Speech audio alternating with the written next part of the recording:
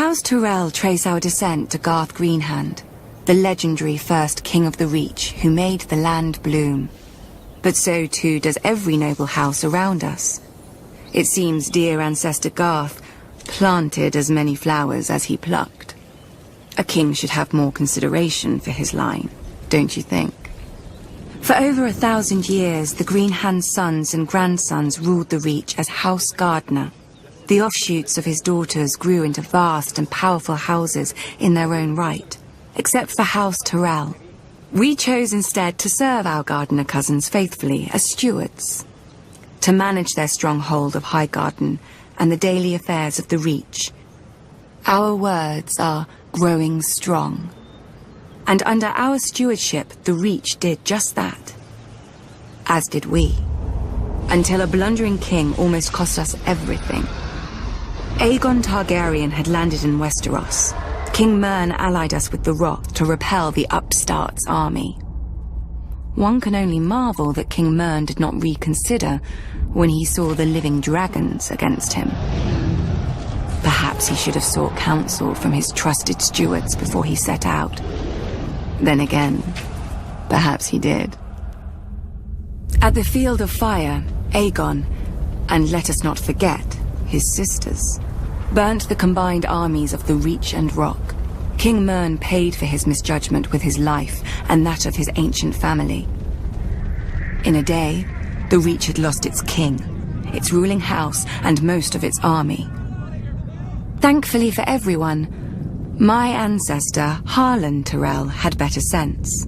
Until the Maesters sorted out the intel among Mern's cousins, Harlan the Steward was acting Lord of Highgarden. To ensure peace and life in the Reach, he would yield the castle to Aegon. The other castles and families would then follow, as they had since the Dawn Age. Aegon had a continent to conquer, and the fertile Reach was too valuable to raise. He accepted Harlan's proposal and welcomed our lands into his kingdom.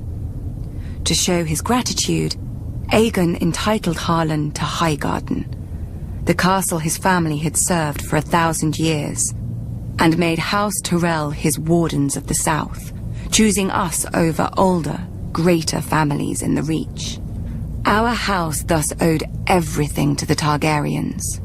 So is it any wonder we stayed true to King Aerys, even during his madness, and even after Robert Baratheon rebelled? Some may question my father for laying siege to the Baratheons' home, instead of marching to aid Prince Rhaegar before Robert could kill him and scatter the royal army. But let us not forget that we had already dealt Robert his only defeat of the war at Ashford. If Lord Tywin Lannister had not vanquished the Mad King so suddenly, our siege would have destroyed Robert's home and his brothers, and won the war for Aerys. But when the Targaryens fell, House Tyrell again chose peace and prosperity over war and devastation, and bent the knee to King Robert Baratheon, first of his name. We returned to Highgarden to manage the affairs of the Reach, as we had for thousands of years, and will for 1,000 more. Other great houses take lions and wolves for their sigils, and draw their power from the gold in their mountains or the cold of their winters. But mountains run dry, winter yields to spring, and the rose blooms once more.